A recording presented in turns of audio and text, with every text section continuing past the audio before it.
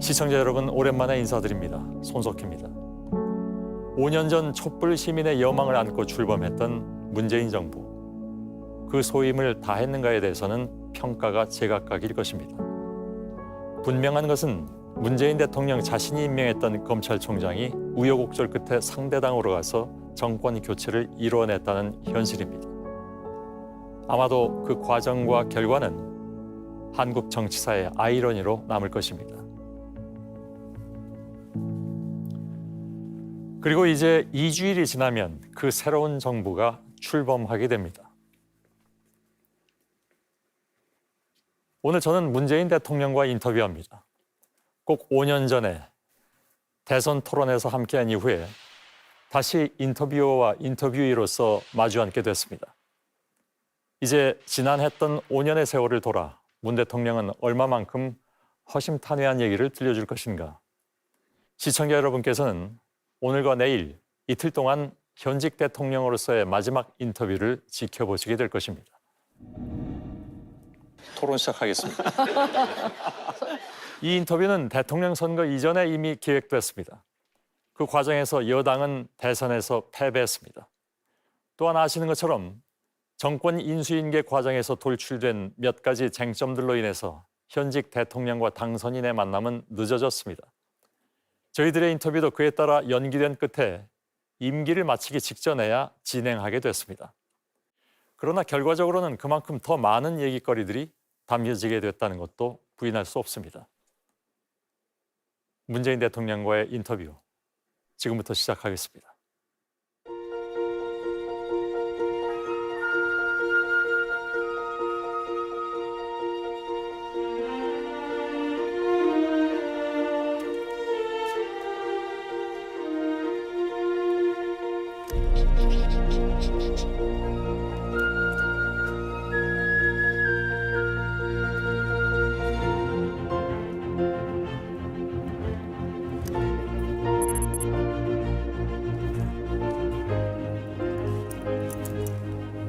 오랜만에 뵙습니다. 네, 반갑습니다. 예. 예. 네, 5년 만에 뵙습니다. 네. 그래요, 그러게요. 예. 힘든 기간이었는데 뭐 그냥 또 지나가 보니까 그렇죠. 예. 금방 지나가게 됐죠. 예. 5년이. 이쪽으로 뭐 오셨습니다. 예. 해외에 뭐 특별한 특파원으로 예, 예. 나가 계시다던데 예. 언제 들어왔습니까? 어제 들어왔습니다. 어제 들어와서 이제 오늘 내일 뵙고 다시 또 가시게? 예, 바로 이제 다시 또 가게 되죠. 간지는 한 반년 정도 됐고요. 예, 예. 일본은 좀 어떻습니까? 사정이? 예, 코로나는 좀 줄어드는 상황이라서 좀 풀어야 되는데 이제 해외 관광객은 아직 안 풀고 있습니다. 예, 네. 수고하십니다.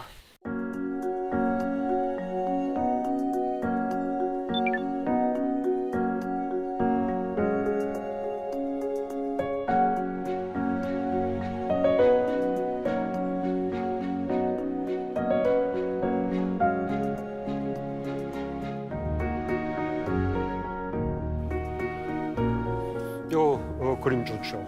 예, 이게 김식시 작품이라고 들었는데. 맞습니다. 예. 그 노태우 대통령이 이 본관을 건축할 때 아, 그때. 처음 신축 때 그려졌던 벽화인데 예, 금수강산도거든요. 예. 그림도 좋기도 하고 또 한반도 전체를 보여주는 아, 이게 산맥하고 예. 강하고 다 드러나게 되어 있네.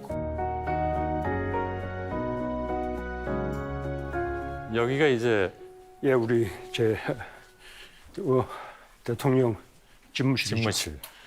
역대 대통령이 사용해왔던 집무실 여기는 뭐 워낙 책상이고 화면에도 많이 나왔었기 그렇습니다. 때문에. 예. 근데 뭐 굉장히 넓긴 하네요. 예. 예. 근데 요즘 뭐 사용을 거의 안 하신다고 들었습니다. 예. 뭐 사용은 하지 않더라도 예. 역대 대통령들이 쭉 집무를 모았던 곳이기 때문에 예. 노태우 대통령으로부터 지금까지 예. 많은 역사가 이제 쌓여 있는 그런 곳이고요. 저도 여러 가지 의전적인 행사를 할 때는 예. 지금도 사용을 하고 있습니다. 아, 되게 뭐 임명장 주신다든가 할 때 이 방이 아니었나요? 맞습니다. 예. 그러나 이제 실제 일상적인 집무는 그 비서 것들이 있는 여민관. 참들이 있는 여민관에서 예. 하고 있고요. 이제 이런 이제 역사 같은 게 이제 좀 중요하죠. 예. 예, 미국 그 백악관에 가 보면 국빈에게 좀 친근한 예. 예. 호의를 베풀 때는 링컨 대통령이 게티스버그 연설 서명했던 예. 그런 책상 이런 걸 이제 보여주기도 하고 거기 앉아서 좀 기념 사진을 함께 찍어주기도 하고 예. 그런 식의 이제 호의를 베풀거든요. 예. 역사가 이제 그렇게 쌓여 나가는 건데 우리는 아직 역사가 이제 깊지는 못하죠. 예. 그나마 또 이제 또 끊기고 또 예. 새로 시작하게 되었습니다. 예. 자, 이제 집무실을 예, 여기 벗어나고. 예. 여기가 확대 회담장입니다. 아, 예. 예. 양 정상이 가운데 양쪽에 앉고 양쪽에 뺏어가는 장관들이 또 예. 앉게 되죠. 저쪽에 이제 우리 테라스 있는 테라스로 쪽이죠. 나갈 수 있고 광화문 광장까지 예. 그 내려다 보이는 곳입니다. 아, 여기가 뭐 아주 전경이 좋습니다. 예, 앞에 뭐 바로 경복궁이 예. 있고요.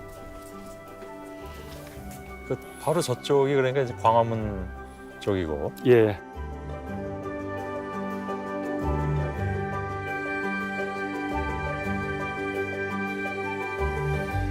지금 이렇게 들으면 확성기 소리가 좀 들리거든요.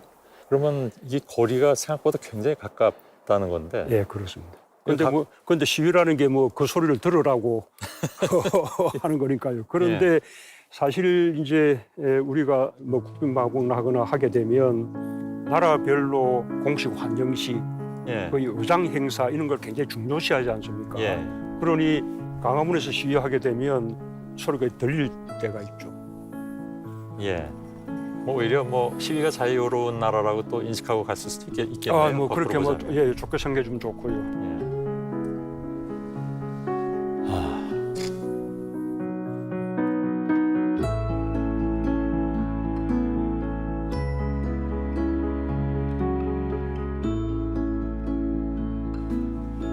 여기서 대통령의 진무를 보게 되면 비서동은 따로 있기 때문에 예. 굉장히 업무 불편하죠.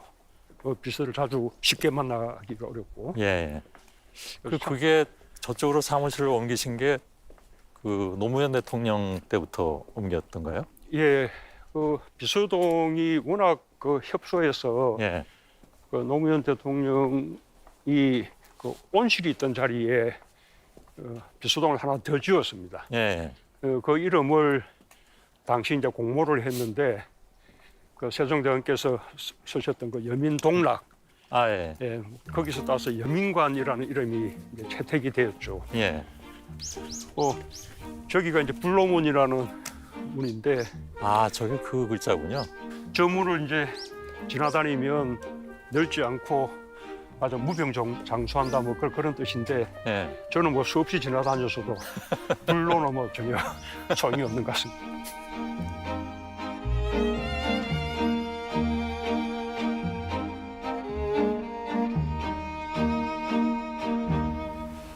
저게 여민관인가요? 예, 그렇습니다.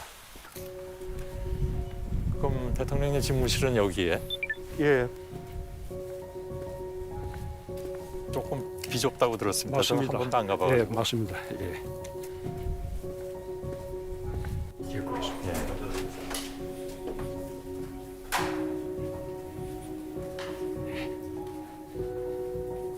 여기가 집무실인가 보죠. 예, 그렇습니다. 예. 상당히 뭐 비좁습니다. 그러나 뭐 일하는 데는 아무 지장 없습니다. 예.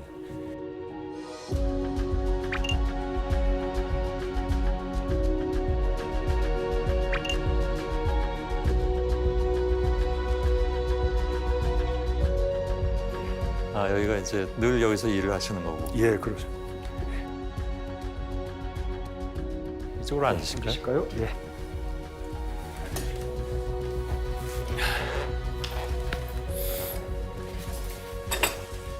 아까 다 맞춘 것 같은데 내가 다르게 앉았나 왜 또막 옮겨야죠?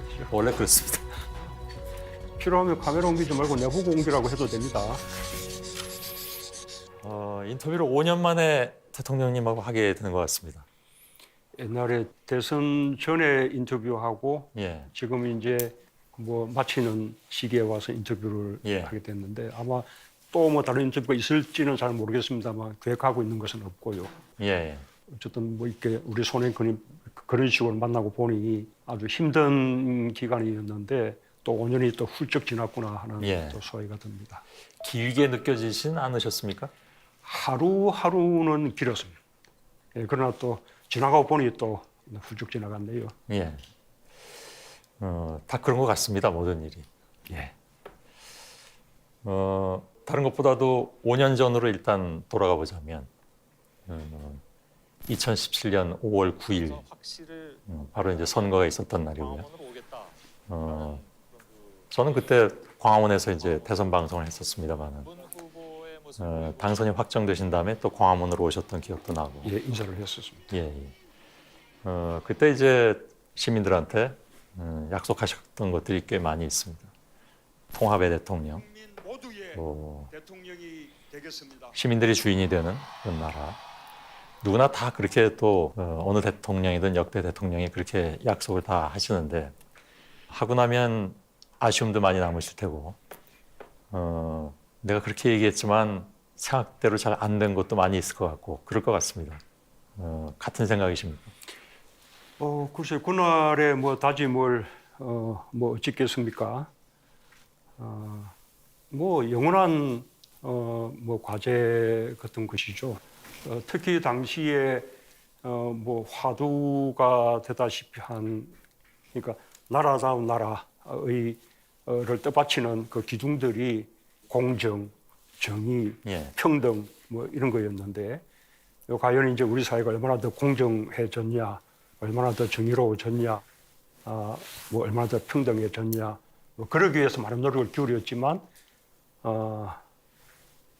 뭐 또 우리가 충분히 이루었냐 예. 이런 부분에 대해서는 아쉬움도 있기도 하고 또 다른 생각을 또 갖는 분도 계실 거라고 생각하고요. 지금 말씀하신 이제 기회는 평등, 과정은 공정, 결과는 정의. 이것은 어떻게 보면 이제 문재인 정부를 어떤 나타내는 하나의 상징적 단어처럼 되어 있기도 한데 다만 그런 부분이 이루어지지 않은 부분들에 대해서는 굉장히 안타까워하는 분들도 많이 계시고. 어쨌든 평가는 그 제가 이제 평가할 수 없는데 예. 다만 뭐 그래도 많이 어느 정도 이루었다라고 생각하시는 분들이 계실 테고 기대에 많이 못 미쳤다라고 생각하는 분들이 계실 테고 또 한편으로는 공정이나 정의나 평등을 위한 노력 자체를 반대하는 그런 분들도 계시니까요. 예.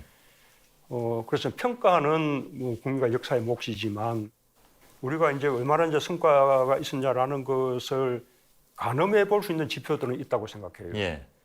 그러니까 우선 대한민국 민주주의 지수가 역대는 때보다 높아져서 이제는 완전한 민주주의 국가, 오히려 미국이나 일본보다도 더 앞서는 국가로 평가받고, 예를 들면 노인 빈곤율, 아동 빈곤율 또는 네. 뭐 소득에 대한 뭐 5분위 비율이나 진위 계수라든지 상대적 빈곤율이라든지 또는 뭐 노동 쪽에서 여러 가지 또 임금의 5분위 비율이라든지 이 노동 분배율이라든지 예. 이런 이제 공정, 정의, 평등을 가늠해 볼 수 있는 지표들은 예. 적어도 그 객관적으로 아주 좋아졌다 그렇게 말씀드릴 수 있습니다. 일단 뭐 그 경제적 평등의 불평등의 문제라든가 하는 것에 대해서는 지금 대통령께서 말씀하신 그런 지표들이 또 물론 존재하긴 하는데 또 반대 지표들도 물론 존재하기도 합니다. 그거는 조금 이따가 조금 얘기를 좀 더 진행시키면서 아니요, 이 부분은 약간 조금 그 이렇게 잘못 알려진 부분 같아서 예, 처음에 최저임금을 첫 해에 예. 많이 올렸을 때 한때 일자리가 줄고 또 분배 지표가 악화됐다는 그 초기의 자료 예. 통계 그게 이제 아주 이제 각인이 좀 되고 게다가 또 최저임금 때문에 어려워졌을 것이다. 예. 또는 코로나 때문에 또 불평등이 더 심해졌을 것이다. 이런 이제 고정관념 때문에 예, 예. 불평등이 심화되었다고 생각하는 경향이 있는데 예. 실제로 5년을 총괄하는 분배 지표들을 보면 예. 아까 말한 5분위 비율이나 그 진위 개수, 상대적 빈곤율이 해마다 개선돼 와서 우리 정부 출범 전보다 훨씬 개선가 있습니다. 다만 이제 불평등이 확대된 부분이 있다면 소득의 분배는 이렇게 좀 좁혀졌어도 자산의 격차가 더 심화된 예. 우리 이제 특히 부동산 가격이 많이 올라가고 또 위기의 시대에는 항상 뭐 있는 사람들이 더 많이 벌 수 있는 기회가 되기도 하니까 예. 자산의 격차가 확대된 부분은 세계적인 현상이긴 하지만 어쨌든 뭐 평등을 지향하는 우리로서는 안타까운 우리가 제대로 이렇게 극복하지 못했던 부분이라고 아마 생각합니다. 그 자산 문제는 통계청에서 내놓은 조사 자료를 말씀하신 건지는 모르겠는데요. 제가 가지고 있는 거는 예를 들어서 총자산 기준 상위 10%가 차지하는 비중이 계속 좀 늘어왔던 부분들. 상대적으로 이제 그 하위에 계신 분들은 더 어려워졌던 것이 바로 이제 국가기관인 통계청에서 내놓은 자료이기도 맞습니다. 그건 하니까요. 뭐 체감도 할 수 있는 부분이고 예. 맞으면 고가 아파트를 보유하고 있는 부위라든지 고액 자산가들의 자산은 더 빠르게 늘어나고 예. 하위 계층일수록 늘어나는 속도가 예. 더디고 그게 또 이제 연관되는 것이기도 하지만 예를 들면 세계 불평등 보고서도 나온 바가 있는데 역시 이제 한국 상위 1%의 자산 점유율이 계속 몇 년 동안 늘어왔던 것들. 물론 거기에 이제 말씀하신 대로 부동산 문제도 있지만 또 다른 여러 가지 요인도 겹쳤을 수가 있을 테고요. 그러니까 우리가 두 가지를 봐야 됩니다. 하나는 이제 소득의 양극화를 줄여나가는 부분, 그다음에 또 자산의 양극화를 줄여나가는 부분인데 제가 분명히 말씀드리지만 소득의 양극화나 소득의 그 불평등 정도는 많이 완화됐다는 것이고요. 예. 반면에 이제 자산의 불평등이 더 이제 확대되는 부분은 그것을 막지 못했다. 사실 이 얘기를 하다 보면 부동산 문제를 빼놓을 수는 없는데 그건 조금 이따가 다른 부분에서 좀 말씀을 좀 나누도록 하겠습니다. 최저임금은 방금 말씀하셨지만 뭐 기왕에 그 얘기가 나왔으니까 10,000원대 최저임금 인상 이것은 결국 이제 중간에 접을 수밖에 없는 그런 상황이 됐고요. 코로나 때문에 불가능해졌죠. 예. 근데 그 전에 코로나 이전에라도 그거는 이제 잠시 이제 숨고르기를 한 기간이었고 다시 확대할 수 있었지만 코로나 때문에 그는 뭐 어쩔 수 없는 상황이었고요. 최저임금 상승 때문에 그것도 이제 처음에 큰 폭으로 올랐다는 그런 평가 때문에 예를 들면 자영업자들이 더 어려워졌다라든가 하는 언론들의 지적이 계속 있어 왔습니다. 거기에 대해서는 어떻게 반론하시겠습니까? 우선은 최저임금 1만 원은 그 지난 대선 때 모든 후보, 모든 정당들의 공통된 그런 공약이었고요. 특히 뭐 제가 더 적극적으로 주장을 했죠. 예. 그러니까 최저임금위원회가 우리가 출범한 지 얼마 되지 않아서 2018년에 최저임금을 빠르게 인상한 건데 아마도 이제 그 후보들의 공통 공약이었다는 것, 또 적극적으로 주장한 제가 또 대통령이 당선됐다는 것 이런 것이 이제 감안됐을 테죠. 그러니까 뭐 제 책임이 다분하다고 말할 수는 있는데 그렇게 이제 결정되고 난 이후에 정부로서는 당연히 받게 되는 소상공인 자영업자들의 부담을 줄이기 위해서 많은 노력을 기울였습니다. 우선은 과거 평균보다 더 인상된 부분은 전부 전액 정부가 일자리 안정자금 이라는 명목으로 다 이제 보전을 해줬고요. 뭐 카드 수수료를 인하해 준다든지 뭐 여러 가지 방식으로 돕고자 노력을 했고 그럼에도 불구하고 2018년도 초반 일정 기간 동안 실제로 일자리가 좀 줄어들기도 하고 그다음에 소상공인 자영업자들의 영업에 어려움이 생기기도 하고 애초에 시행하실 때 그런 부작용이 있을 것이라는 것 그거에 대한 얘기는 전혀 없었던가요? 아니 이제 그러니까 그렇긴 하지만 조금 이제 긴 시기로 보면 그 해를 포함해서 2021년까지 5년 내내 분배가 개선되었다. 크게는 긍정적인 작용을 한 겁니다. 우리 정부 임기 동안 일자리가 127만 개가 늘어났어요. 그러나 이제 그때 어쨌든 고통받았던 소상공인 자영업자들에게는 늘 이제 미안한 마음이죠. 지금 말씀하신 그 내용들이 사실은 이제 이른바 소득주도 성장의 한 일환으로서 추진됐던 정책이기도 하고 무엇보다도 소득 주도 성장에 의해서 일정 부분 소득의 개선과 그것이 경제 활동의 증가로 이어진 면이 있다 하더라도 문제는 자산의 격차가 벌어지는 바람에 그 자산의 격차는 뭐 다 아시는 것처럼 또 부동산 폭등이 있었고요. 그런 것 때문에 상당 부분 좀 가려졌다고 생각하지는 않으시는지. 맞습니다. 그러나 또 이제 그것을 분석하거나 평가하는 분들도 또 함께 봐줘야 되는 것은 예. 부동산 가격의 상승이 전 세계적인 현상이라는 겁니다. 적어도 우리하고 비슷한 수준의 나라들 가운데서는 우리나라의 부동산 가격 상승 폭이 가장 작은 편에 속해요. 우리가 그걸 가지고 면피를 하겠다는 것이 아니라 세계적인 그 시각까지 포함해서 예. 봐야 된다는 것이고, 그렇게 공통적으로 왜 늘어났냐?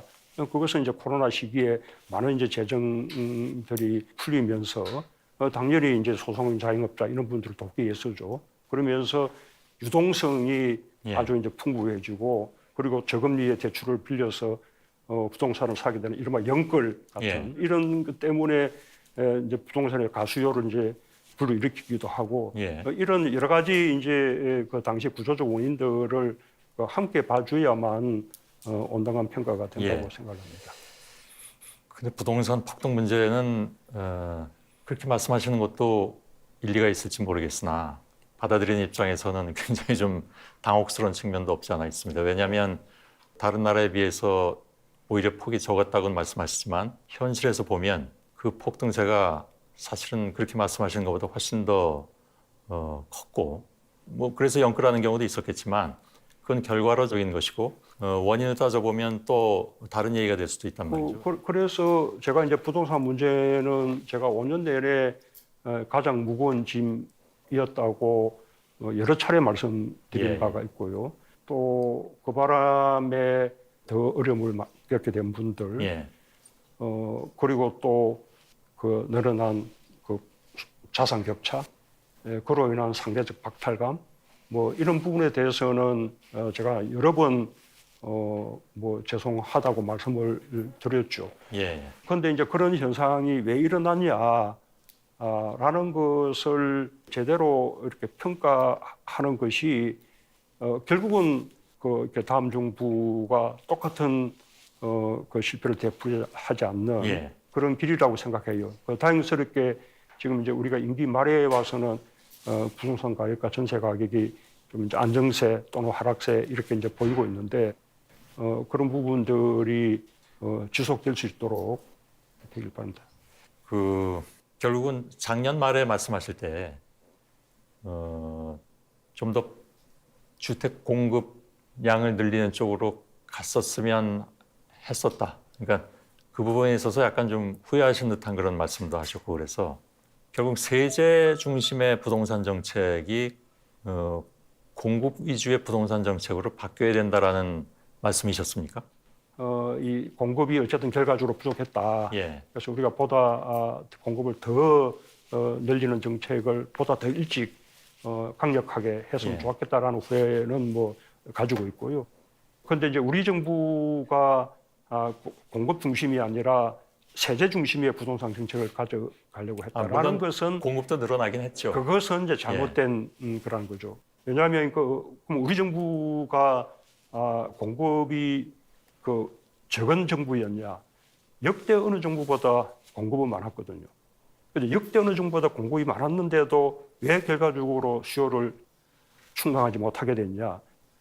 그 우리가 이제 예측하지 못한 부분도 있을 수 있는데 1인 가구 비율이 크게 늘어났어요. 거의 지금 3분의 1을 넘어서 40%에 가까워지고 있는 그런 상황인데, 뭐 그 가운데는 수명이 늘어나면서 그 이렇게 독거 노인, 그 1인 노인 가구가 늘어난 탓도 있지만, 또 젊은 층에서도 결혼을 안 하거나 늦게 하거나 하면서 과거에는 결혼할 때 분가하던 것을 지금은 이제 결혼하지 않은 독신의 상태에서 그냥 분가해서 1인 가구가 되는, 그로 인한 수요를 충분히 정부가 예측하고 준비하지 못했다는 것하고, 아까 말씀드린 대로 유동성이 아주 풍부해지고 또 저금리 기조 속에서 쉽게 빌려서 부동산을 살 수 있었기 때문에, 그 때문에 늘어나는 주택 수요, 이런 부분을 제대로 이제 예측하지 못했다는 것입니다. 그 부분이 잘 분석돼야 될 부분이고요. 그러면 이제 그런 식의 그 수요의 증가가 과연 계속될 것이냐, 예. 언제까지 계속될 것이냐 이런 부분을 잘 예측해야 되는 거죠. 근데 사실 그 자금의 유동성 문제는 아까 뭐 코로나가 어떤 그 원인이 된 것 중에 하나라고 말씀하시긴 하셨지만, 아시는 것처럼 자금의 유동성은 그 이전부터 많이 있었고 그것이 부동산 시장에 끼치는 영향은 워낙 또 지대했었기 때문에 단지 코로나에 의해서 부동산 가격에 영향을 미쳤다고 말씀하시는 것은 조금 받아들이기가 쉽지 않지 않을까. 그 말씀은 맞지만 예, 예. 일종의 이제 임계점 같은 것이 있는데 안 그래도 풍부하던 그 유동성에 이 코로나 때문에 각국이 막대한 재정을 투입했고 그다음에 또 사상 최대의 거의 제로 금리에 가까운 정도의 저금리를 유지를 했기 예. 때문에 역대 어느 때보다 유동성이 풍부해진 것은 사실이고요. 예. 그래서 지금 또 각국이 또 금리를 또 빠르게 높이면서 말하자면 유동성을 회수하는 이런 이제 정책을 지금 펼치고 있는 것이죠. 예. 다른 나라에 비해서 부동산 상승폭이 오히려 크지 않다라고 말씀하신 것은 어떤 근거로 말씀을 해주시는 실제로 건가요? 통계가 있습니다. OECD에서 발표를 하죠. 예. 그건 저희들이 나중에 한번 좀 보도록 하겠습니다. OECD 국가에서 한국도 항상 평가 대상에 포함되니까요. 왜냐하면 뭐 부동산 폭등은 지난 몇 년 동안 가장 큰 화두이기도 했고 선거에도 막대한 영향을 끼쳤기 때문에 대통령께서 그렇게 말씀하시는 순간 이게 정말 그럴까? 우리가 느끼는 것은 다른데? 라고 생각하시는 분들이 굉장히 많으실 것 우리가 같습니다. 느끼는 것은 우리나라에서 부동산 가격이 많이 올랐다는 것이고 예. 우리가 미국에 비교해서 부동산 가격이 많이 올랐나 작게 올랐나는 그런 느낄 수는 없는 것이고 예. 그것은 이제 국제적인 통계를 보면 확인이 되는 것이죠. 예. 다만 이제 그 통계를 비교할 때 그런 맹점은 좀 있지 않나 생각은 듭니다. 뭐냐면 예를 들어서 부동산 문제만 놓고 얘기할 때 부동산이 우리의 가계에서 차지하는 비중과 다른 나라 사람들의 가계에서 차지하는 비중이 어느 정도 되느냐. 근데 우리는 뭐 아시는 것처럼 부동산이 차지하는 비중이 워낙 크기 때문에 그게 굉장히 큰 폭으로 올랐을 때 느끼는 어떤 위기감, 그건 피할 수 없는 것이겠죠. 예, 부동산 자산이든 주식 자산이든 예. 있는 사람들은 다 많이 가지게 되죠. 아까 이제 우리가 부동산의 그 자산 비중이 높다든지 또는 또 GDP 대비 높은 편이라든지 이런 부분은 여기까지 이야기하면 그거는 이제 굉장히 이야기가 복잡해지니까요. 예. 사실은 그 지난 몇 년 동안 검찰 개혁 과정도 굉장히 좀 진통도 크고 그랬습니다. 그래서 지금부터 그 문제를 조금 질문을 드리도록 하겠습니다. 왜냐하면 이게 현재 진행형이기도 하고 또 대통령님과 지금 인터뷰를 하고 있지만 제가 방송 나갈 때까지 또 시간이 좀 있기 때문에 그 사이에 어떤 변화가 있을지 모르겠으나 아무튼 지금 벌어지고 있는 상황까지만 놓고 좀 말씀을 나누도록 하겠습니다. 지금 민주당이 추진하고 있는 검찰의 수사권 분리, 기소권과 수사권의 분리죠. 거기에 일단 찬성을 하고 계신 거죠? 일단 그 부분은 그렇게 가야 될 방향이에요. 예. 원래부터 그 목표를 우리가 추진해 봤고 예. 지금 그 부분이 그냥 검찰의 수사권을 무슨 박탈한다든지 뭐 이런 식으로 자꾸 이제 표현이 되는데 검찰은 기본적으로 영장 청구권을 가지도록 검사만이 우리 헌법에 규정되어 있기 때문에 적어도 그 모든 수사를 강제 수사로 하기 위해서는 이게 검찰의 그 통제를 받아야 돼요. 게다가 또 기소권도 검찰에 있기 때문에 기소를 할 것인지에 대한 결정, 또 기소 후에 공소 유지를 위해서도 당연히 검찰은 경찰에 대해서 무한 수사를 요구하고 명하고 하는 이제 수사의 통제권을 가지게 되고 보기에 따라서는 사실상 수사 지휘권도 사실상으로는 가지게 되는 것이죠. 그러나 이제 그 법 제도적으로는 수사권은 기본적으로 경찰에게 그래서 일차적 종결권은 경찰이 가지게 되고 검찰은 보완적인 수사권을 가지게 되는 이런 형태가 세계적인 스탠다드가 되어 있는 거고 또 상당 부분 법제화가 이루어졌는데 완전히 다 이루어진 것은 아닙니다. 이제 절반 정도 이루어졌다 이렇게 볼 수는 있을 텐데 지금 이제 민주당은 그 부분을 더 이제 완성해야겠다고 지금 생각하고 있는 것으로 보입니다. 많은 반론이 있다는 것도 물론 다 알고 계실 테고요. 특히 검찰은 뭐 굉장히 크게 반발하고 이제 있습니다. 저도 과거에도 그 때문에 검찰과 법무부 간에 좀 이제 다툼이 있었을 때 말하자면 좀 속도 조절, 말하자면 이루어진 개혁을 안착시켜 가면서 이렇게 발전해 나가야 된다. 뭐 이렇게 말한 적도 있는데 여전히 이제 그런 관점으로 바라보는 분도 계시고요. 뭐 아예 정반대로 반대하는 분도 계시고 그렇죠. 그러면 그때 말씀하셨던 뭐 안착하는 걸 봐가면서 큰 무리 없이 하라라는 생각이 그때 있으셨다면 지금 이제 임기 말이신데 민주당에서 굉장히 강하게 드라이브를 걸려고 하는 것 같습니다. 그것도 대통령의 입장에서는 좋다고 보시는 건가요? 뭐 이제 그 부분은 그 과거에 했던 이야기를 지금의 국면에 끌어서 적용하기는 어렵고. 뭐 저한테 그 답변을 요구하시면 그것은 그 저로서는 좀 난감해지는 일이고 지금은 이제 국회에서 논의 중에 있으니까 국회 논의가 어떻게 되는지 지켜봐야 될 것이죠. 4월에 하여간 통과를 시키겠다라는 것이 민주당의 입장인 것 같습니다. 그리고 5월 3일에는 아까 말씀하신 대로 이제 마지막 국무회의가 열리는데요. 만일에 이건 뭐 아직 가정이긴 합니다만 국회에서 민주당이 어떻게든 통과시켜서 5월 3일 국무회의에 올라오면 거기서 반대하실 이유는 그럼 당연히 없으시겠군요. 그러니까 뭐 지금 현재 그 질문 자체가 여러 가지 가정적인 상황을 담고 있어서 어쩌면 제가 뭐 이렇게 똑부러지게 답하기가 쉽지 않은 그런 질문인데요. 뭐 국회 논의가 어떻게 될지도 모르고 그다음에 또 절차들에서 크게 무리 없이 이렇게 될 것인지 여부도 좀 뭐 봐야 되고. 무리 없다라는 것은 어떤 기준에서 말씀하시는 건가요? 그냥 뭐 그런 정도로만 들어주시죠. 국민의힘에서는 필리버스터링도 하겠다. 무리 없이 순조롭게 통과될 것 같지는 않습니다. 아니 뭐 통과되더라도 필리버스터를 한다 해도 그것은 또 국회 법상 정해진 절차니까요. 그러니까요. 그거를 무리라고 말할 수는 없고 또 뭐 필리버스터를 거쳐서도 통과가 된다면 그건 국회의 법에 따라서 이루어지는 것이니까요. 야당으로서는 반대한다면 뭐 반대의 강도에 따라서는 뭐 할 수 있는 방법을 다 동원하는 것이 당연할 테고 여당으로서는 입법 의지가 강하면 강할수록 그런 이제 반대의 과정을 넘어서서 어쨌든 입법하겠다고 그렇게 이제 추진하게 될 테고 그런 부분들은 앞으로 좀 지켜봐야겠죠. 그 말씀 속에 사실 답이 다 들어가 있기 때문에 제가 보충 질문 드릴 필요는 없는 것 같고요. 아무튼 검찰 전체가 크게 반발하고 있는 것 같습니다. 물론 말씀하신 뜻은 충분히 알겠지만 또 검찰 쪽의 얘기를 전해드리자면 이런 얘기를 하면 이제 경찰이 또 기분이 나빠하긴 합니다. 그러니까 수사의 질을 얘기하는 것 같습니다. 그냥 간단하게 표현하자면.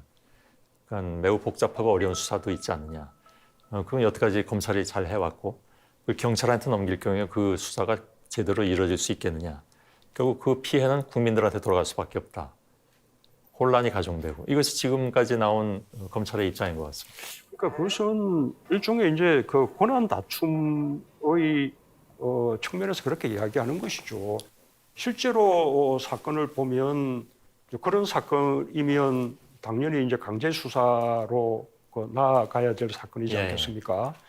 또 당연히 이제 기소가 이루어져서 반드시 또 공소유지가 돼야 되는 사건이고 그러면 영장이 청구되면 그 검찰이 영장 청구할 만큼 조사가 충분한지 이를 살피게 되고 부족한 부분 보완 수사를 명하게 되고 기소 단계에서도 마찬가지로 기소할 만한가 부족한 부분이 있으면 또다시 또 추가 조사를 요구하게 되고 그렇게 검경은 서로 협력 관계에서 해야 되는 겁니다.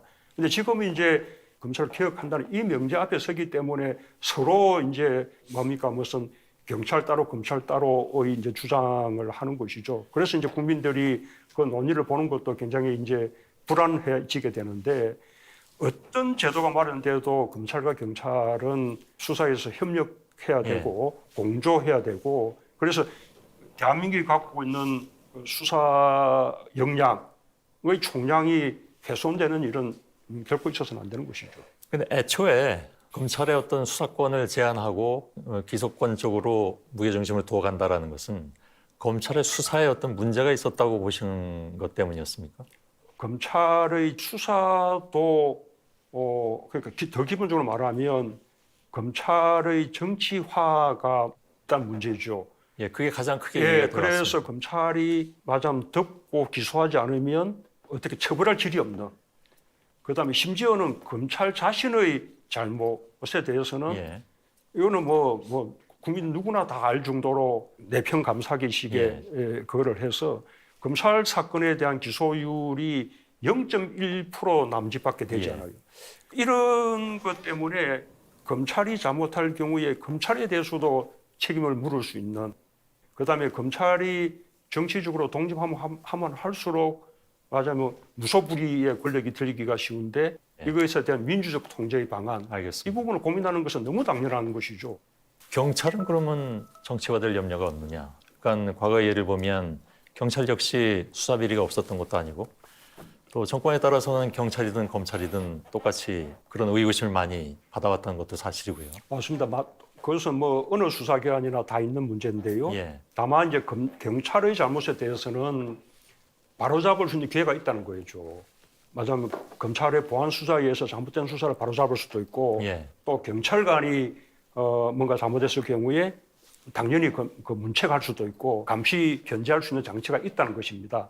검찰에 대해서는 그런 장치가 없고 유일하게 지금 마련된 것이 지금 공수처가 예. 마련되어 있는데 아직도 이제 그 힘이 굉장히 미약하죠.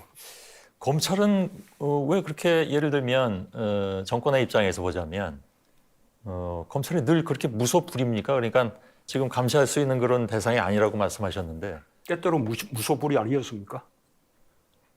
아니, 저는 그거는 뭐 예. 거의 그냥 대한민국에서는 상식이라고 보여지는데 우리가 이제 검찰을 그 정치적으로 간섭하지 않고 이게 독립을 시켜주는 것으로 정치적 중립까지 얻으려고 하는 거 아닙니까? 예, 예. 그런데 그게 이제 그렇게 되면 그 검찰이 정치 검찰에서 벗어나서 탈정치화되느냐?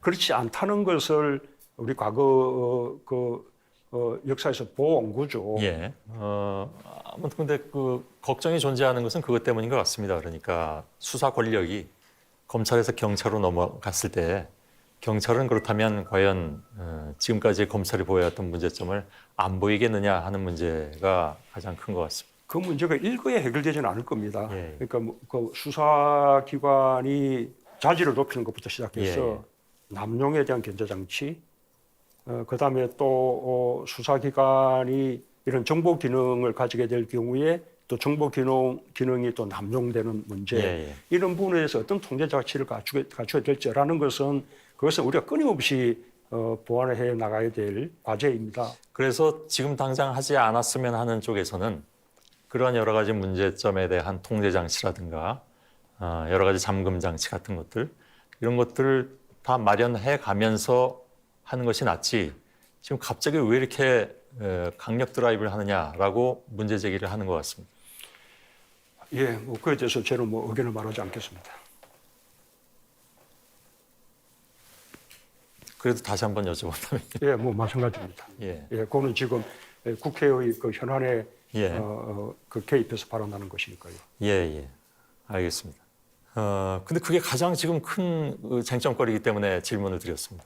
지금 가장 그 문제로 첨예하게 붙어 있기 때문에 그건 민주당 내부에서도 그런 의견들이 있으니까 그래서 또 말씀하시기가 조금 꺼려지십니까? 가야 될 과제인 것은 틀림없고요. 그러나 또 그로 인한 또 그 부작용이랄까 우리 국가 수사 역량이 훼손된다거나 하는 일이 막아야 되는 것은 다 함께 이루어야 될 과제니까요. 뭐 이렇게 입법화 과정에서 국회가 그런 부분에 대해서 충분히 지혜를 모아주기를 바라는 마음입니다. 제가 그냥 달리 해석하자면 그러한 여러 가지 문제점이 있을 수도 있으나 그걸 지금 하지 않으면 사실은 언제 또 할지 모르기 때문에 최대한 그런 부작용의 시간은 줄이되 완수할 것은 완수하자라는 말씀이신가요?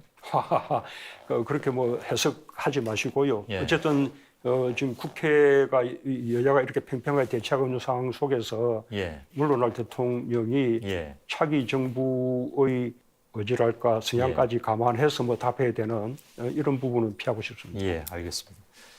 다음 법무장관으로 지명된 한동훈 검사장이 이른바 이 표현은 좋아하시지 않으시지만 그래도 저도 처음엔 쓰지 않았습니다만 검수완박은 필히 맞겠다라고도 얘기를 했습니다. 답변하시지 않으실 것 같습니다. 아니요, 저는 그런 그 표현 자체도 굉장히 위험하다 생각해요. 그러니까 법무장관으로서 당연히 특히 또 검찰에 오랜 동안 몸담았던 분으로서 지금 이제 진행되고 있는 검경 수사권 분리 이런 부분에 대해서 뭐 찬성하지 않는다거나 또는 그 길로 가더라도 좀 더 이렇게 충분한 과정을 거쳐야 된다거나 뭐 네. 이렇게 말씀하실 수는 있겠으나 깊이 뭐 아까 어떻게 반드시 맞겠다, 반드시 뭐 저지하겠다, 그런 뜻으로 얘기했습니다. 반드시 저지하겠다 이런 식의 표현을 쓰는 것은 저는 굉장히 부적절하다고 봅니다. 국민의 피해를 막겠다라는 그런 명분으로 그렇게 얘기를 하는 것으로 저는 보도에서 봤습니다. 그냥 뭐 그 편하게 국민을 덜 먹이면 안 되죠. 진짜 그 국민을 이야기하려면 정말 많은 고민이 있어야 된다고 봅니다. 이 대한민국의 정의를 어떤 특정한 사람에게 독점할 수는 없는 것이죠. 알겠습니다. 검찰개혁 문제를 얘기하려다 보면 뭐 어쩔 수 없이 몇 년 전으로 한 2, 3년 전으로 돌아갈 수밖에 없는 그런 상황이 되는데 이거는 좀 여쭙고 싶었습니다. 그러니까 조국 전 장관 사태 당시 뭐 개인적인 마음을 말씀하셨는지 모르겠지만 이제 크게 마음의 빚이 있다라고 말씀하셔서 사실 그게 좀 논란이 됐던 것도 알고 계실 테고요. 지금도 그 마음에는 변함이 없으십니까? 그 사람 그들의 가족들이 겪었던 그 고통이나 이런 부분들은 참 그 마음이 아프죠. 그분들이 이렇게 잘못한 게 있어서 잘못에 대한 이렇게 벌을 받는 것이 맞다 하더라도 결국은 우리 정부에서 민정수석이 되고 법무장관으로 발탁되고 하는 바람에 그런 상황이 이렇게 된 거기 때문에 그런 것에 대한 안타까운 마음이 없을 수는 없죠.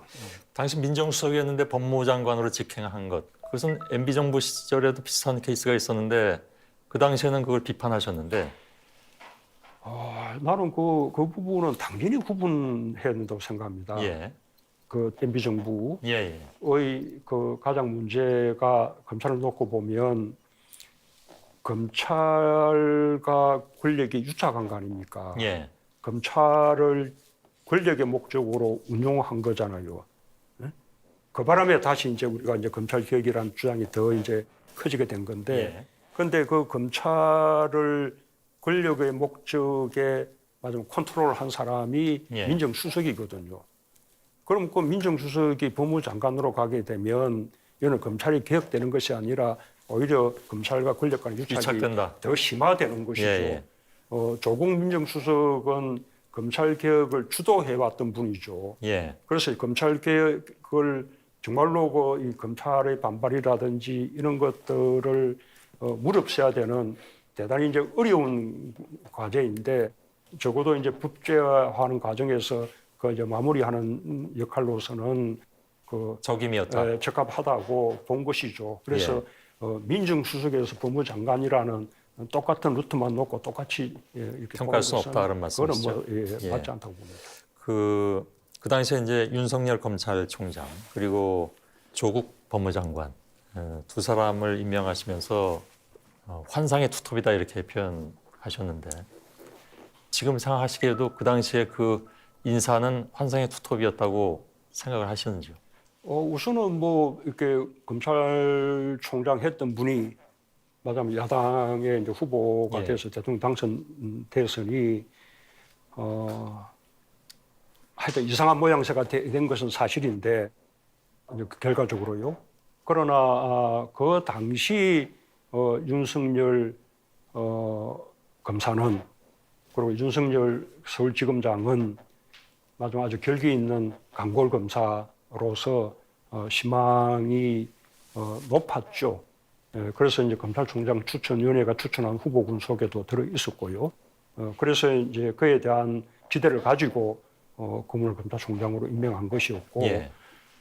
그 서울지검장 시절에 그 이루어지고 있던 검찰 개혁, 그러니까 지금까지 오는 단계의 검찰 개혁, 예, 예.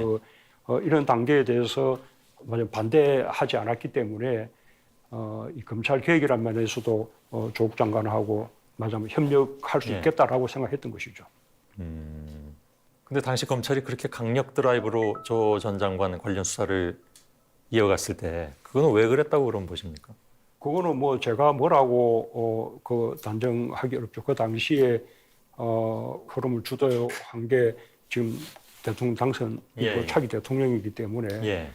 제가 이제 그 섣불리 판단하기는 어렵죠. 어쨌든 검찰로서는 뭐 범죄의 단서가 있으면 수사를 할 수 있는 것이고요. 예. 그러나 또 시점 같은 걸이나 수사 방식을 보면 너무나 이제 공교로운 부분들이 많아서 뭔가 또 그게 어떤 목적이나 의도가 포함됐다라고 볼 수도 있는 것이고 저는 예. 뭐 아직 단정하지 않겠습니다. 예. 윤 당시 총장에게 살아있는 권력도 수사하라라고 말씀을 하셨다는 건 널리 알려져 있습니다. 그것이 하나의 그 레토릭이었을까요? 그냥 원칙론이었을까요? 아니면 정말 진심이셨을까요?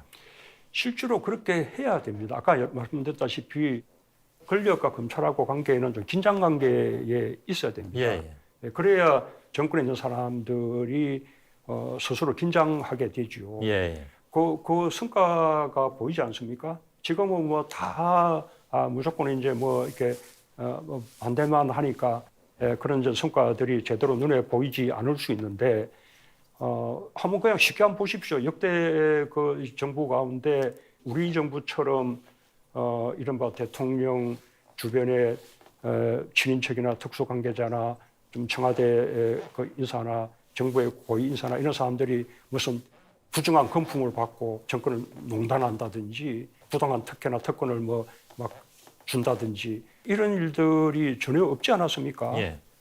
이 정부에서 지금 문제되고 있는 일들이 아직 재판 중입니다만 그게 그냥 직권을 남용했다 이런 정도 선이거든요. 예. 아무튼 살아있는 권력도 수사하라라고 말씀을 하셨는데 그 왜 하필이면 검찰 개혁을 주도한 법무장관이었나라는 생각을 하신 적도 있으십니까?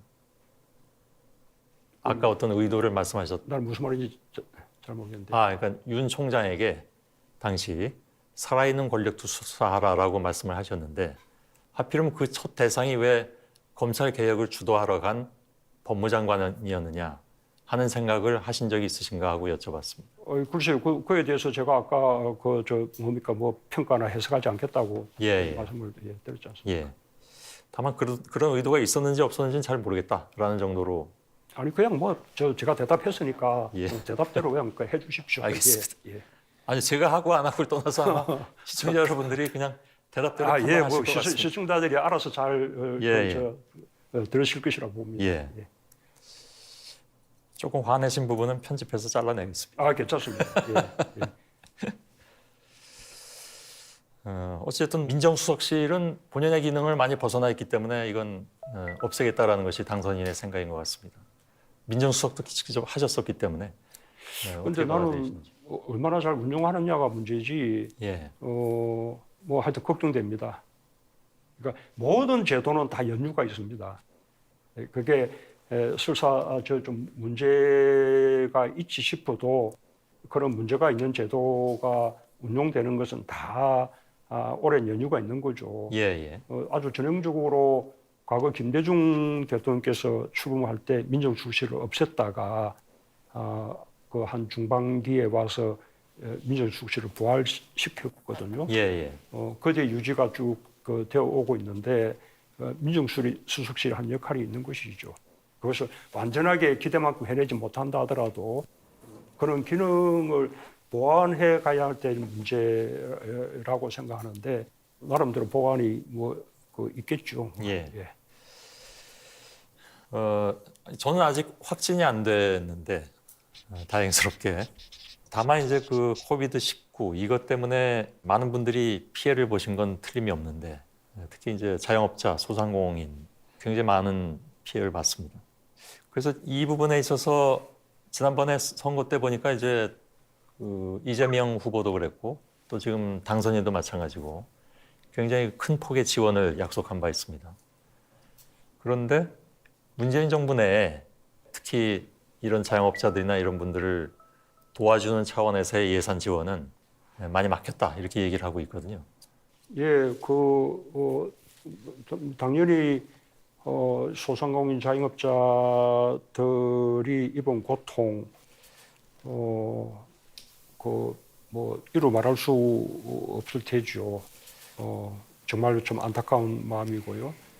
정부로서는 예, 여러 가지 그 소상공인 자영업자들로서 부족하게 느껴지고 아쉽겠지만, 예, 그러나 정부로서는 재정적으로 할 수 있는 거의 뭐 최선을 했다고 생각합니다. 예, 우리 그 이야기도 해드리고 싶어요. 우리가 이 손실 보상을 아주 법제화한 유일한 나라입니다. 손실을 평가해서 사후 지급하는 것인데, 예, 우리가 작년 4분기, 올해 1분기 손실 부분은 이른바 이제 선지급해주고 후정산하는 예. 거기까지도 나아갔죠. 그래서 정부로서는 열심히 했다 생각하고요. 그에 대해서 조금 아쉽게 생각하는 부분은 지금 우리가 이제 전 국민 고용보험을 위해서 지금 하고 있는데 무슨 건가 하면 국민들의 소득을 다 이렇게 파악할 수 있는 그런 이제 인프라 구축하고 있거든요. 사실은 그것이 이제 빨리 좀 구축이 되면 사각지대가 생기지 않죠. 예. 왜냐하면 이제 코로나 이전에 그 소득이나 매출과 코로나 이후에 소득 매출을 딱 비교하면 사각지대 없이 그 정부든 90%든 이렇게 빈틈없이 보상을 할 수도 있고, 게다가 선 보상하고 나중에 후정산하는 것도 얼마든지 가능하게 되죠. 우리가 아직까지 이제 그런 인프라가 구축되지 못한 것이 좀 아쉬운 점입니다. 뭐 K-방역은 아시는 것처럼 초기에 해외로부터 큰 찬사도 받았고 역시 시민들로부터도 많은 지지를 받았습니다. 오미크론 변이가 등장하면서 좀 평가가 엇갈리기 시작했습니다.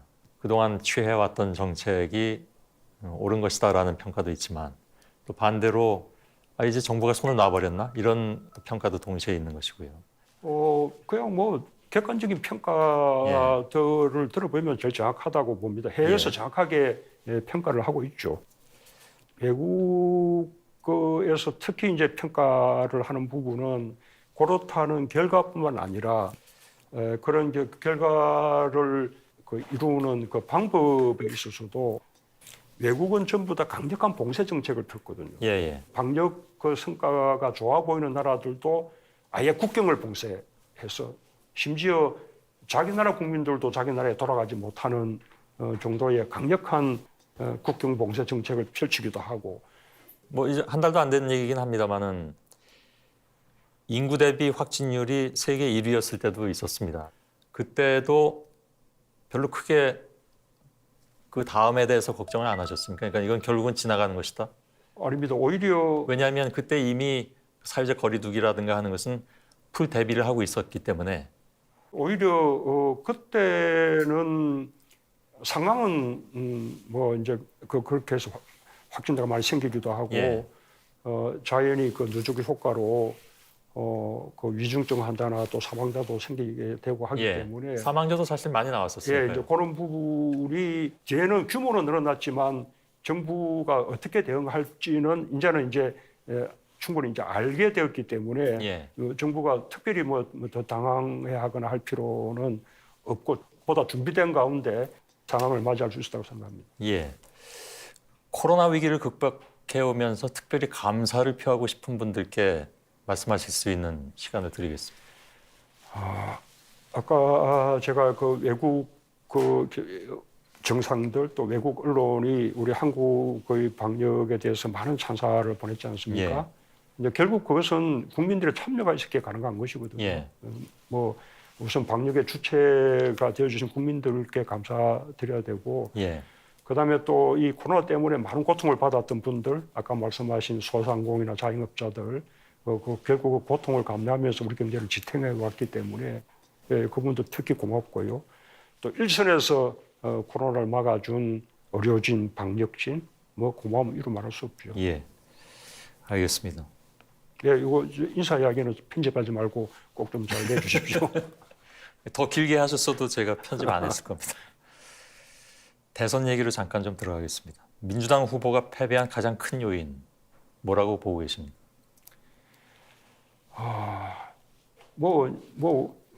말하자면 이제 우리 정부에 대한 평가도 작용했겠죠. 예, 정권 교체론이 가장 컸으니까요. 예. 근데 그 점에 대해서 인정하지만 그 억울한 점을 약간 조금 이야기를 하자면 저는 한 번도 링 위에 올라가 본 적이 없거든요. 제가 민주당인데 그 우리 당 후보라고 제가 뭐 억원을 할 수도 없었고 예, 입도 뭉끗할 수 없었죠. 그런데 뭐 마치 이제 그 선거 졌다 이렇게 말하는 것은 조금 그 문제가 있어 보이고요. 예. 왜 이제 그런가 하면 미국을 비롯해서 심지어 뭐 내각 책임제 국가들도 대통령이든 총리든 본인이 선수로 나가기도 하고 또는 본인이 선수로 나가지 않은 경우에도 뭐 지원 유세들은 다 하죠. 예, 본인이 선수로 나가든 지원 유세를 하든 선거는 엄정하게 공정하게 관리하는 것입니다. 예. 그게 서로 상충되는 것이 아니거든요. 예, 그러니까 우리는 선거에 대한 중립이라는 명제를 앞세워서 말하자면 이 우리 현 정부에 대해서 뭐 마구제비로 반대하고 공격하고 비판해도 예. 우리 정부는 그에 대해서 제대로 말하지 못하는 그런 상황에서 선거를 치렀다는 우선 말씀을 드리고 제일 이제 본질적으로는 지난번 선거가 지나치게 비호감도 예, 또는 그 네거티브 적인 그런 선거가 치러졌다고 생각합니다. 예, 검증은 필요하지요. 당연히 선거에서 검증이 이루어져야 되는데 검증이 차지하는 비중이 한 절반이라면 나머지 한 절반은 그 후보자들의 가치나 철학이나 정책 이제 이것이 이제 어떻게 이제 차별성을 갖느냐 하는 부분이 절반 정도의 비중은 차지해야 되는데 예, 민주당 후보가 강점을 가진 가치나 철학이나 정책의 우위점 이런 것들이 그냥 이제 묻혀버린 결과가 되었다. 예. 이제 그런 점에서 굉장히 아쉽다고 생각해요. 알겠습니다. 대통령께서 선거전에서 링 위에 오를 수 없는 것은 그건 뭐 룰이니까요, 그죠? 그 뭐 별로 난 룰인지 잘 모르겠습니다. 아무튼 법으로 금지돼 있으니까 그거는 못 하시는 거 아닙니까? 아닙니다. 그렇게 생각하지 않습니다. 그렇습니까?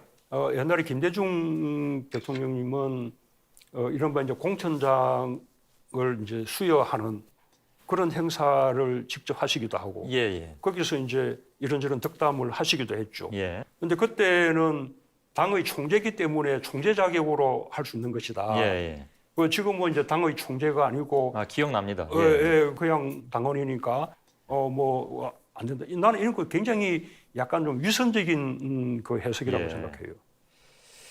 그러면 만일에 표현하신 대로 링 위에 올랐다면 결과가 다를 수도 있었다고 생각하시나요? 우선 적극적으로 지지 활동을 할 수도 있고 예, 예. 또 우리 정부의 어떤 성과에 대한 부당한 공격에 대해서는 우리가 반론할 수 있고. 얼마든지 이제 맞설 수 있고 선거에 도움이 됐을 수 있죠. 예. 모든 나라가 그런 방식으로 선거를 치르는데 우리만 유독 꽁꽁 묶어놓고 선거를 치른다는 말씀을 드리는 거예요. 예. 그것은 이제 선거 전에 국한시켜서 말씀하셨지만 어찌 보면 문재인 대통령께서는 지난 5년 동안 계속 링 위에 있으셨던 분 아닌가요? 그러지만 만약에 지금 이제 그 4년 중임제 대통령제 예. 그런 이제 개헌도 늘 이제 논의되는데 4년 중임제 하게 되면 첫 번째 임기 마친 분이 또 출마를 할 경우에는 그렇죠, 예. 본인 스스로 선수가 되는 거 아닙니까? 예. 어떻게 그 하겠습니까? 4년 동안 링에 있었으니까 예. 선거 기간 동안에는 그냥 상대방만 활동하게 합니까? 예. 그러니까 그것은 민주주의의 당연한 과정인데 예. 우리가 그 아주 이상하게 해석하고 있다, 예. 운영하고 있다 말씀드린 겁니다. 알겠습니다. 거기에 대해서는 뭐 또 다른 반론들도 많이 나올 것 같긴 합니다만은. 별로 반론이 있을 것 같지 않은데 하여튼 그런가요? 우리는 뭐 그렇게 되어 있습니다. 예. 예. 이런 상황은 그렇습니다. 예. 결국은 정권 교체론이 이번 그 선거의 가장 큰 화두였다는 것에 대해서 대통령께서는 좀 억울함 이런 것들도 많이 느끼시는 모양입니다. 아니요, 꼭 그렇지 않습니다. 그게 일종의 이제 프레임 같은 건데, 예, 예를 들면 뭐 미국의 클린턴 대통령이 예, 대단히 지지도가 높았지만 그 부통령이 그 다음 선거에서 이기지 못했습니다. 예, 예. 오바마 대통령도 아주 인기가 있었지만 특히 국무장관 진행 예. 그분이 또 이기지 못했습니다.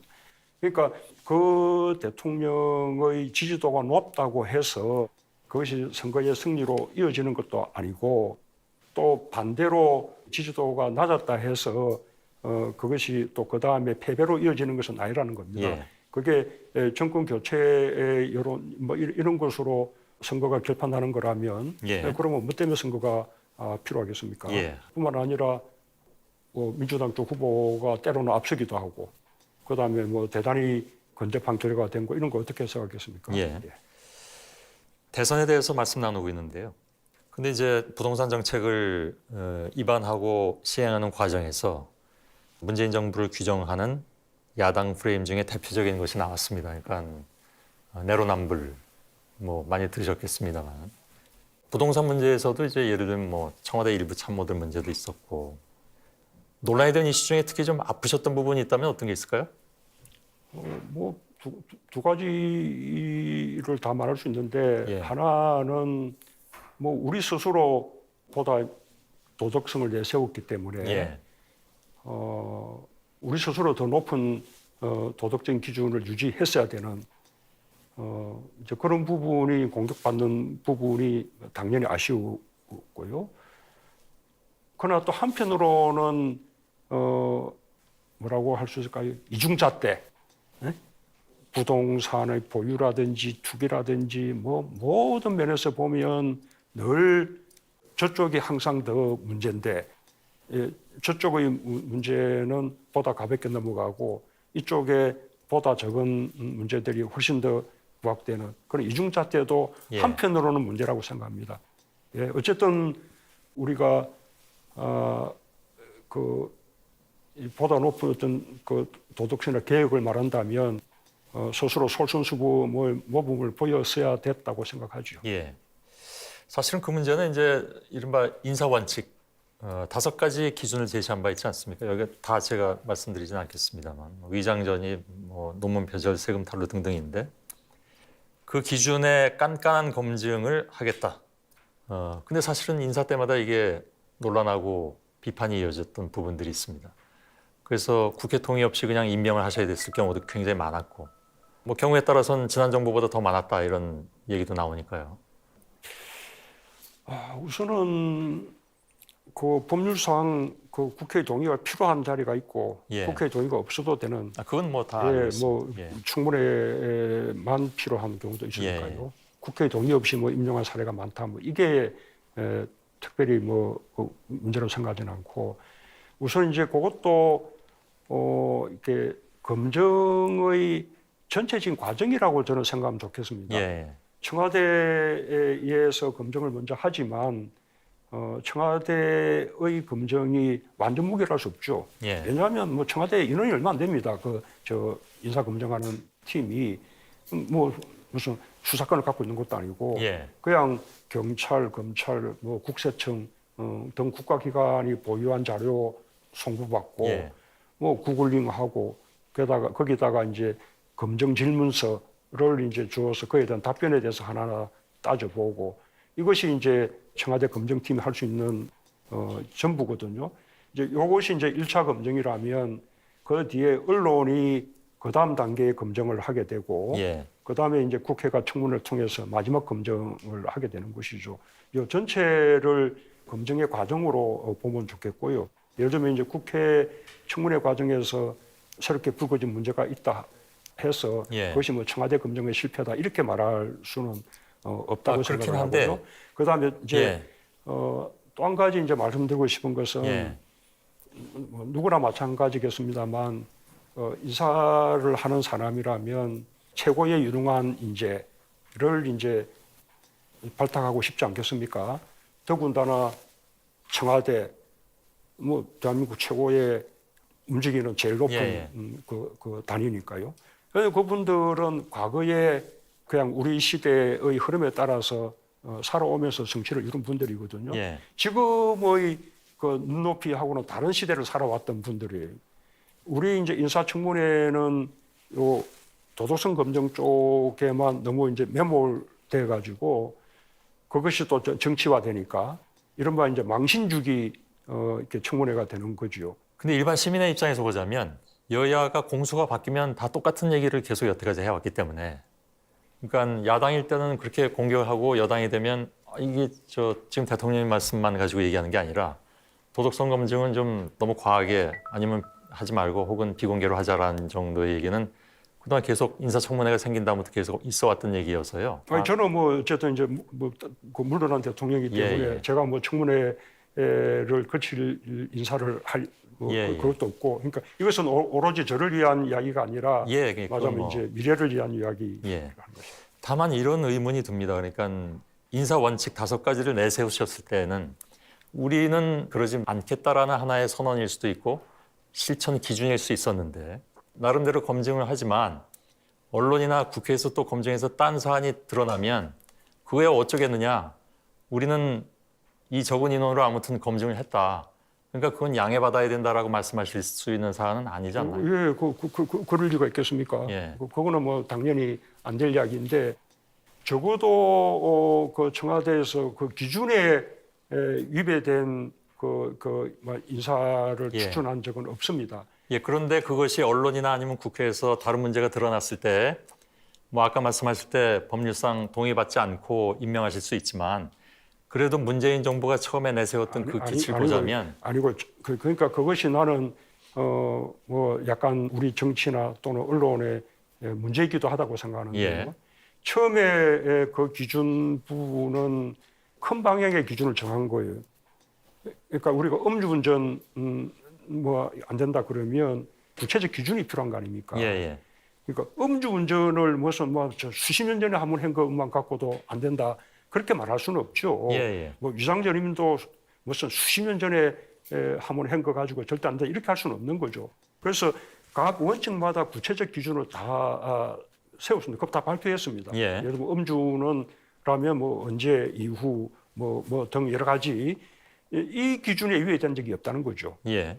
다만 이제 이럴 수는 있습니다. 그런 기준 외에 국민들이 보기에 또는 뭐 언론이나 국회에서 보기에 이거는 뭐 그 기준 밖이어도 문제가 있지 않냐라든지 그런 부분이 청와대 검증 때 없던 사유가 새로 발견될 수도 있고 설령 이제 청와대가 알았다 해도 판단이 다를 수는 있던 거죠.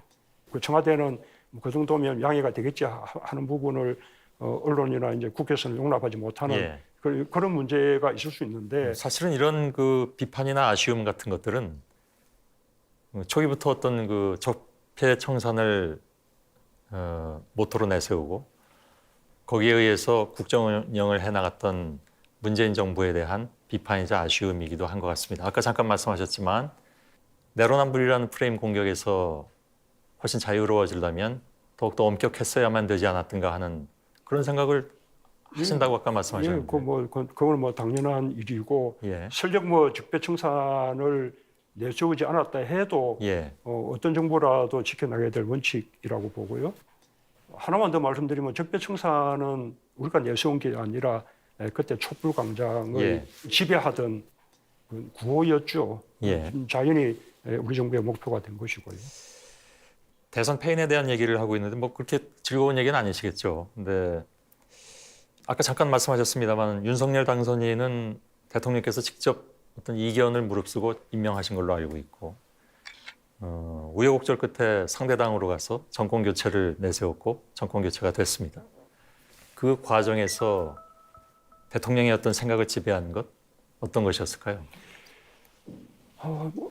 우선은 이렇게 여러 반대를 무릅쓰고 제가 했다라는 부분은 그건 잘못 알려진. 뭐 그렇게 알려져 있었기 때문에 질문드린 아니 그렇게 뭐 알려진 것 같지 않는데 뭐 최근에 그렇게 뭐 이야기대로 또 그렇게 뭐 이렇게 만들어내는 것 같은데 보다 많은 사람들이 추천하고 지지를 했고요.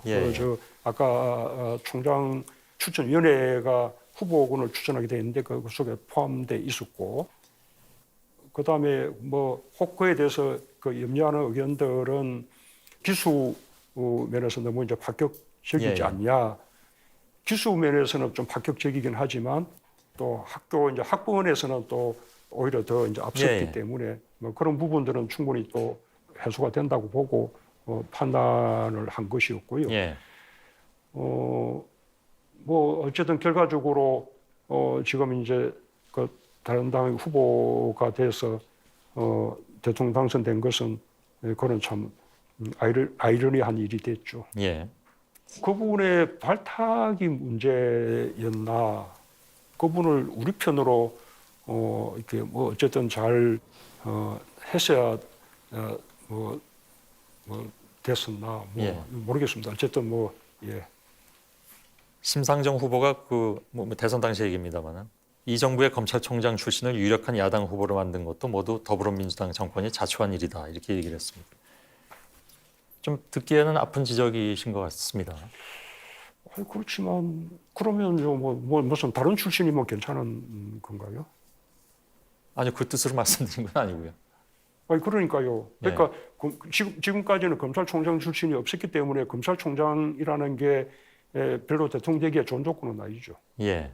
아니 근데 작년 신년 기자회견 때 말씀하신 것처럼 문재인 정부의 검찰총장인데 상대당에 가서 정권 교체에 성공을 했으니 민주당 정권이 자초한 것 아니냐 이런 뜻으로 얘기한 것 같습니다. 그런데 무슨 통합의 정치를 하고 예. 인사도 통합적인 인사를 하라고 하면서 우리 정부에 몸담았던 사람은 전부 상대당으로 예. 가서는 안 되는 것도 아닐 테고. 예. 그거는 뭐 검찰총장이든 사실 두 사람이 같습니다. 예, 누구든 뭐 감사원장까지. 예, 뭐 그럴 수 있는 예. 것이고요.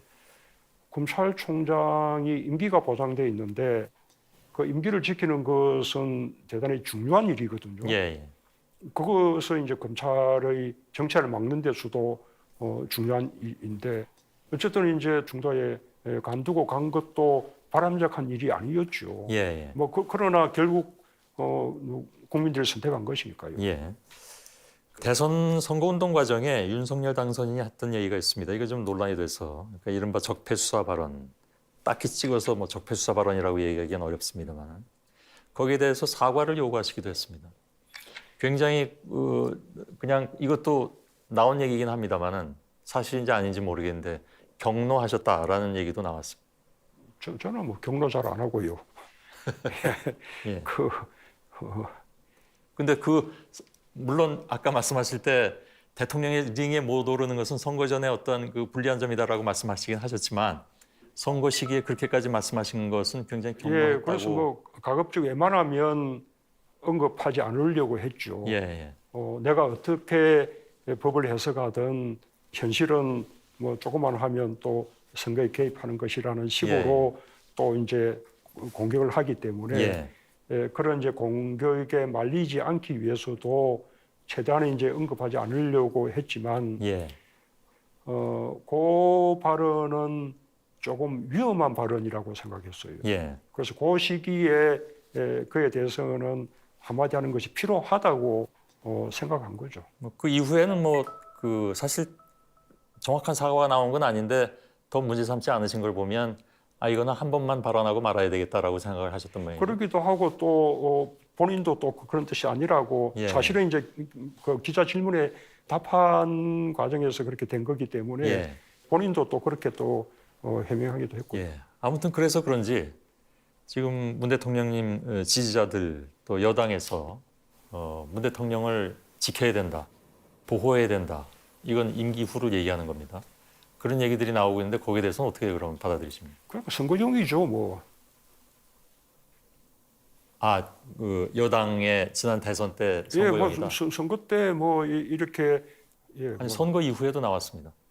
그거는 이제 그 말하자면 이어지는 이야기일 것이고요. 원내대표 뽑을 때인가요? 그때도 얘기가 나오던데. 그것도 뭐 선거용이겠죠. 뭐. 별로 신경 안 쓰신다 이런 말씀이시죠? 뭐 누가 와서 지켜줍니까? 관련된 질문 한 가지만 더 있는데요. 산업통상자원부에 이어서 산하기관까지 전부 일제히 압수수색이 들어갔더군요. 검찰에서 수사 시작한 지 3년 만에 본격적으로 움직인다. 이게 대선 결과와 상관이 있는 것이 아니냐. 뭐 이런 얘기들도 나왔습니다. 글쎄 모르죠. 우리의 과거에 그 형태가 그런 형태가 많이 있었기 때문에 예. 뭐 그럴 거라는 의혹도 있을 수 있고, 그러나 또 수사기관으로서 또 수사의 단서가 있다면 수사를 또 해야 하는 것이기도 하니까 예. 좀 수사 중인 상황이고 결과도 알 수 없는 상황이고 예, 예. 지금 뭐라고 이렇게 말하는 것은 부적절할 것 같습니다. 예, 알겠습니다. 이번 선거 과정에서 대통령이나 아니면 문재인 정부 향한 비판 뭐 많이 나왔습니다. 아시는 것처럼 제일 받아들이기 힘들었던 부분은 어떤 부분이셨습니까? 그냥 통째로 반대한 거죠. 통째로 부정한 거죠. 그냥 뭐 오로지 어떤 무슨 대안이나 비전을 제시하는 것이 아니라 통째로 그 부정하고 반대한 것인데 예, 그것이 사실은 우리 정부의 성과라기보다는 예, 우리 국민들의 성과인 거거든요. 우리가 방역에서 아주 훌륭했다면 우리 국민들이 이룬 성과. 우리가 코로나 위기 상황에서도 가장 빠른 회복을 이루면서 말하자면 이제 세계 10위권 경제 대국이 되고 누구나 이제 인정하는 나라, 지난 70년간 가장 성공한 나라였다고 평가받는 나라. 아예 뭐 선진국이라고 유엔 기구에서 공인한 유일한 나라. 이렇게 이제 당당한 나라가 된 것은 국민들이 이룬 성과거든요. 이것을 이제 통째로 이렇게 부정하는 것은 사실은 그 선거판이라서 가능한 이야기지. 예, 그것도 선고용이다. 예, 국민들의 성과를 부정하는 그런 것이죠. 그냥 선거용으로 끝나기를 바랍니다. 예. 왜냐하면 모든 정부의 정책은 거의 대부분은 그냥 쭉 이어지게 돼요. 설령 정책의 이름이나 포장은 달라지더라도 계속되는 거예요. 예. 지금 우리가 정책을 해봐도 과거의 연원을 보면 교육 분야는 옛날에 김영삼 대통령 5.3일 개혁부터 시작된 거라든지 복지 부분은 김대중 때부터 시작된 거라든지 예. 심지어 노태우 대통령 때 시작된 것도 있고요. 남북 여러 가지 합의 같은 것은 그때 남북 기본 합의서로부터 이어지는 것이죠. 예. 그래서 이렇게 전면적인 부정이 그야말로 선거용이었다고 생각하고 또 선거용이기를 바랍니다. 지금 임기 말에도 40%대 지지율을 보이고 계십니다. 조금 변화는 있긴 있습니다만 임기 말 대통령 지지율로는 유례가 없다고 또 얘기들 합니다. 어떻게 받아들이고 계십니까? 저는 아예 정치 시작할 때부터 정말 가분한 사랑을 지금까지 쭉 받아왔다고 생각하는데 예. 그런 국민들께는 정말 감사드리는 마음이고요. 그러나 지지율이라는 것은 더덥지 않겠습니까? 예. 심지어 정권도 교체됐다는데 내가 지지율이 높다면 그건 무슨 소용입니까? 이 말씀을 드린 이유는 이른바 이제 늘 문재인 정부 내내 얘기가 되었던 팬덤 정치의 문제이기도 합니다. 그것이 이제 예를 들어서 건강한 비판을 막는다면 그것이 좀 문제가 되지 않겠느냐. 그래서 이번 정권 재창출에 실패한 이유 중에도 너무 지나친 팬덤이 경계에 있는 사람들을 다시 말하면 이제 흔히 중도층이라고 얘기하기도 합니다만 그런 분들을 멀리하게 된 결과를 빚게 된 것이 아니냐라는 분석이 굉장히 많이 나왔습니다. 글쎄, 그거는 제가 선수가 아니었다는 말씀을 우선 드린 바가 있고, 예. 말씀하신 그대로 지지층들이 다양할 수 있죠. 예. 아주 열성적인 지지자들이 있을 수 있고, 그런데 진정한 지지는 말하자면 이제 확장되게 하는 그런 지지여야 되는 거죠. 그래야 되겠죠. 오히려 좁히고 뭔가 배타적이 되고 생각이 다른 사람들을 거리를 두게 만드는 그런 지지는 지지하는 사람을 위하는 지지가 아닌 거죠. 그래서 사실 흔히 얘기하는 팬덤 밖에 있는 사람들은 그래서 좀 비판적이 될 수밖에 없는 그런 구조. 물론 그 조직에 있는 사람들은 우리가 뭘 배타적이야라고 얘기할 수도 있겠지만 그 바깥에 있는 사람들이 그렇게 느끼면 동조하기가 점점 어려워지는 그런 현상.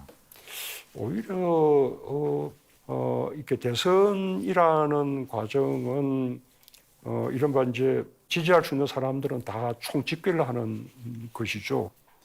그 사람 꼴 보기 싫어서 지지 못해. 나는 이런 사람은 별로 없을 거라고 생각합니다. 문제는 이제 그게 내부의 경쟁에서 문제죠. 내부의 경쟁에서 자기 후보가 더 잘한다는 정도를 넘어서서 상대의 그 후보를 막 이제 비난한다든지 그러면 또 후보자들 간에 거친 감정, 그게 문제지. 제가 말씀드린 것은 비단 선거 국면에 국한시켜서 말씀드린 것은 물론 아니고요. 그러니까 지난 5년이라면 5년 그 기간 동안에 합리적 비판자들이 제도를 비판하지 못하게 만들었다. 그렇기 때문에 정책에 있어서 아니면 어떤 정치적 판단에 있어서 잘못된 길을 택한다 하더라도 그것을 수정 내지는 교정할 수 있는 기회가 그만큼 줄어들었다. 무교점의 정부라고 말씀하시진 않으실 테니까. 나는 그렇게 이야기하면 문제의 본질을 굉장히 이상하게 돌리는 것이라고 생각해요. 그러니까 우리 정치의 문제는 말하자면 이제 평가르는 그런 정치가 문제죠. 평가르기 위해서는 혐오나 차별도 무릅쓰는 그런 정치가 문제죠. 그런 이제 평가르기 정치를 넘지 못했다라고 한다면 그것은 뭐 당연히 인정해야 되겠지만 일부 그 소수의 지지자들 때문에 그렇게 된 거다. 그것은 아니요, 제가 말씀드린 건 이제 편가르기하고 문제의 방향을 저는 좀 잘못 편가르기 문제하고는 상관이 없고요. 일반적으로 문재인 정부의 정치 행위에 있어서 비판할 것이 있어도 굉장히 강력한 팬덤에 의해서 공격을 많이 받아서 할 말을 제대로 못했다라는 사람들이 많아서 드리는 말씀입니다. 그 부분은 제가 누누이 이야기하지만 진정한 지지자라면 자기가 지지하는 사람들의 지지를 확장시켜주는 지지여야 되는 거죠. 이 지지를 오히려 좁히고 가로막는, 확장을 가로막는 지지라면 이것은 진정한 지지가 아닌 거죠. 만약에 우리 지지자들에게 말씀을 드려야 한다면 저 그렇게 말씀을 드리고 싶고요. 정치 발전을 위해서는요. 알겠습니다. 이 정도로 오늘은 좀 마치도록 하겠습니다. 그리고 내일이 또 약속돼 있으니까요. 내일도 사실은 질문 드릴 내용들이 좀 많이 있습니다. 남북 문제라든가 뭐 기타 여러 가지 얘기들이 있는데 그 내용은 내일 말씀을 좀 마저 나누도록 하겠습니다. 시청자 여러분들께서도 궁금해하실 얘기들이 좀 많이 있을 것 같아서 누가 우리의 평화와 안보를 잘 지킨 것입니까? 트럼프의 눈치 너무 봤다. 사실 아베하고는 뭐 관계가 별로 친중이냐. 답을 다 말씀하셔놓고 그거를 친중이라고. 문재인 대통령께서 좀 강하게 얘기해 줄 때가 있어야 되지 않느냐. 김정은 국무위원장에 대한 평가는 긍정적이십니까? 한국도 핵을 가져야 된다라는 주장이 어처구니 없는 주장, 기본이 안 된 주장. 점점 발언 강도가 세지신 것 같습니다. 이 상춘제 자리가 이제 지난번에 윤석열 당선인하고 같이 만나셨던 자리이기도 한데 더 하실 말씀은 없으신가요? 새 정부 집무실 이전 계획이 별로 마땅치 않게 생각이 됩니다. 이번에도 인사 문제 때문에 좀 논란이 있었고요. 그 대통령은 대통령의 권한 행사하고 당선인은 당선인의 본인의 대통령으로서의 청와대의 마지막 밤은 어떠실 것 같습니까?